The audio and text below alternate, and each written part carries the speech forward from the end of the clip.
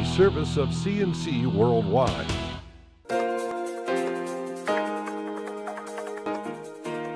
The Daily is a service of CNC and Jib Jab greetings. I'm Bud Lowell. Your full AccuWeather forecast always on top on your CNC local pages.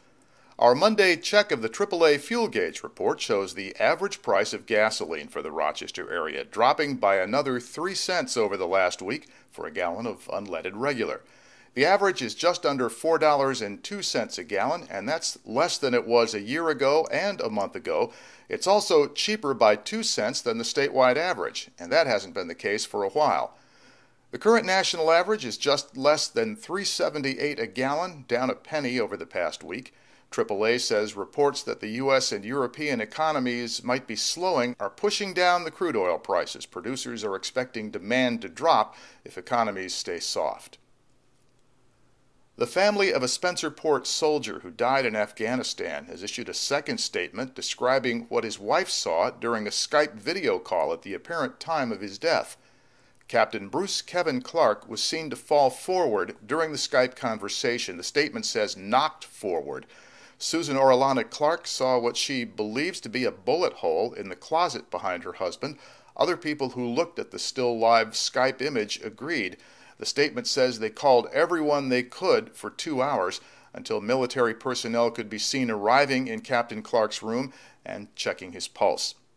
The full text of both statements is posted in the local headlines segment on this page. Brockport area residents who use the Park Avenue lift bridge over the Erie Canal will have to find another route beginning today. It is closing for the next 3 weeks for repairs and maintenance. They're working on the deck and lift mechanism, but the sidewalks will stay open for the pedestrians.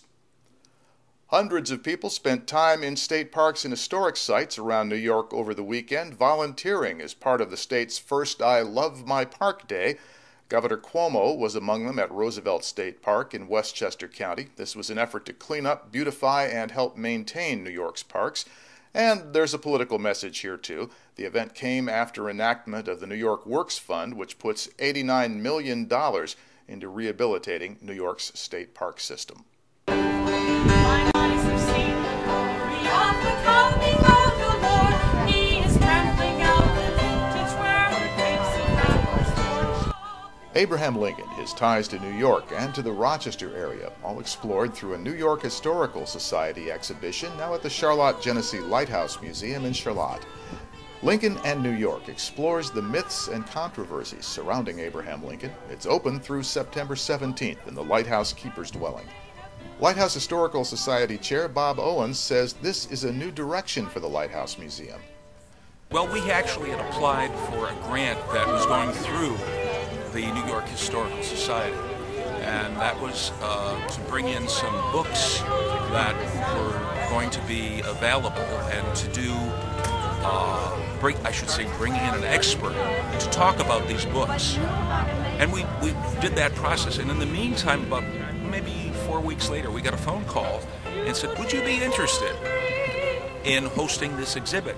Because they were excited. They didn't realize a lighthouse would have a museum that could do something like this. So they were just really purely excited about the whole thing, and that's where it all came from. And as soon as we said yes, it happened. This is I don't know, I guess it's a new challenge. It's something that the Charlotte Lighthouse and Museum hasn't really done before. Is this the kind of thing you want to see more of? Yeah, I think we're going to do more of this in the future, and certainly when this exhibit leaves us in September, it could go a little later, but right now it looks like it's going to go in September. We have some things that we're going to do. The exhibition also shows how Rochesterians thought about Abraham Lincoln, from local Republicans who confidently expected William Seward, the area favorite, to be the party's nominee in 1860. The local newspaper editor who wrote that the greatest danger about Lincoln was that his economic platform would precipitate a panic.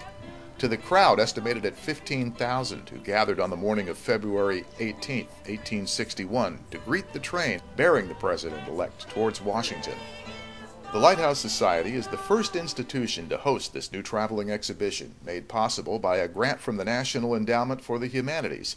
It may be a sign of things to come for one of the area's hidden attractions, the Charlotte Genesee Lighthouse. Events from one end of the campus to the other combined with beautiful weather to bring record crowds to the 5th annual Imagine RIT Festival. Rochester Institute of Technology spokesman Bob Finnerty tweeted that 35,000 people visited the Henrietta campus for an event that's part technological showplace, part art exhibition, part business incubator, and everything in between. RIT likes to call it a collision of the right brain and the left brain, or maybe more like putting them in a blender and whipping up ideas neither side would have thought of on its own. At the Gordon Fieldhouse, where half the world's annual output of iPads appeared to be in use, we ran into Dr. Chance Glenn. He's Associate Dean of Graduate Studies and host of the science and technology podcast, Intelligent Conversations. It's kind of a clashing of the minds, if you think.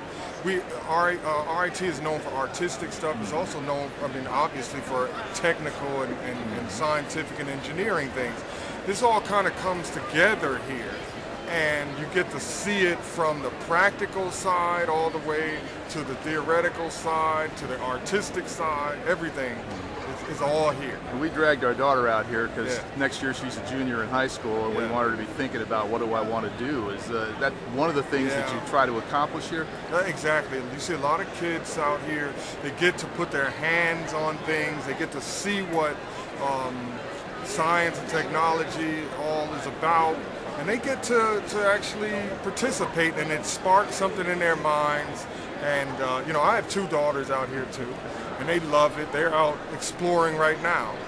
There were some 50 hands-on exhibitions in this one hall alone, from electric-powered drag racers to self-improvement software to medical applications for 3D imaging, even a canoe made of concrete. Here's RIT senior Sean Peterson, part of Strong Arm Technologies, and that harness he's wearing is a prototype gadget that helps a worker to lift heavy loads the right way. We developed a device that constrains users in the proper posture to decrease injuries in the materials handling industry for parcel handlers, materials handlers, things like that. And now we also incorporated these force sensors. So as you can see, once I lift 451 pounds, the sensor goes off and the user knows what lifting is nicely. I did it. Across the rest of the RIT campus, more applications of technology, computer and information handling, innovation, business development, engineering, the arts, and the humanities, robots, of course, ways of recovering wasted energy, next-generation charcoal stoves for developing nations, and even the Iroquois Confederacy showing new products made from the traditional Native American white corn. A global village all on one campus. Imagine RIT. On this page, you can find links to these and other stories. We migrated servers late last week. There have been some predictable glitches in the links that let you post stories to us. Everything should be good by now, so tell us what you see. Post it to us with the links in the bottom of these pages. If you have a Rochester area news video up on YouTube, let us know. We'll link it to a story here. Next news as it happens, updates when necessary. I'm Bud Lowell, CNC News.